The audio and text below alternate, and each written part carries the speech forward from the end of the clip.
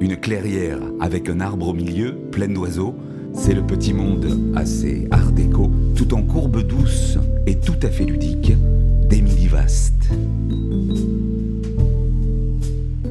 Quelle technique j'emploie? Le dessin vectoriel, donc c'est du dessin numérique. Donc mon crayon à moi c'est la souris, l'écran devient ma feuille de papier. Et la façon dont je vais manipuler la souris en quelques clics et ça va me permettre de construire des courbes. Et de courbe en courbe, j'arrive à obtenir ces dessins très en nuances et en courbes. Il y a de la pédagogie et de la morale dans mes histoires. Après, je ne travaille pas la morale en soi, c'est pas trop ce qui m'intéresse. Par contre, la pédagogie, oui, parce que je suis une grande amoureuse de la nature. Dans l'expo, on le voit tout de suite parce que tout est autour des animaux, des plantes, etc.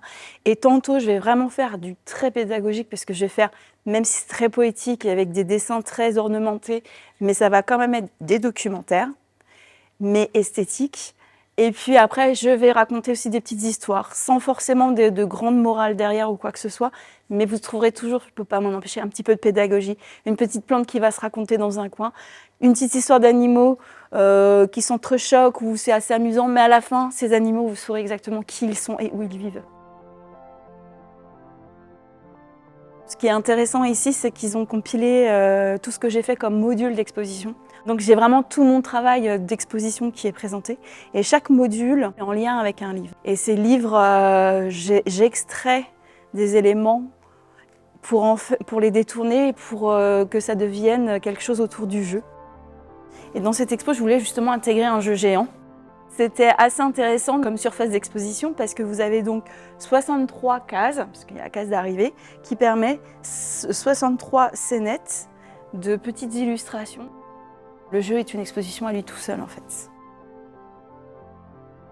Là, vous avez quand même un jeu, malgré que ça a l'air de juste des suspensions.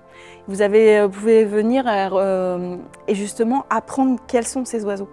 Donc vous avez les silhouettes qui sont accrochées, enfin les silhouettes en couleur, et vous allez avoir des petites fiches et vous allez devoir retrouver avec le nom des oiseaux, les poser en dessous des oiseaux et vérifier après si vous n'êtes pas trompé.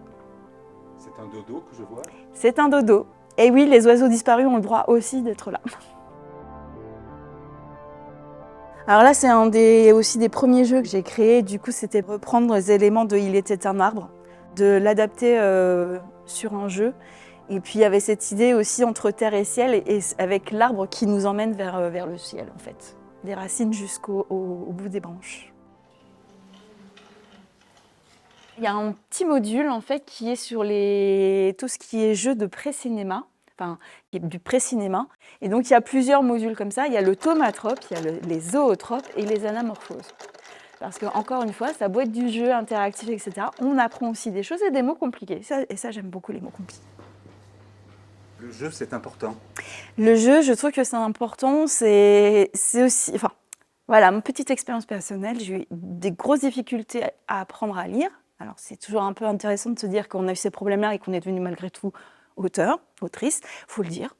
On peut avoir eu des difficultés et quand même s'en sortir. Et en fait, je lisais pas, étant petite.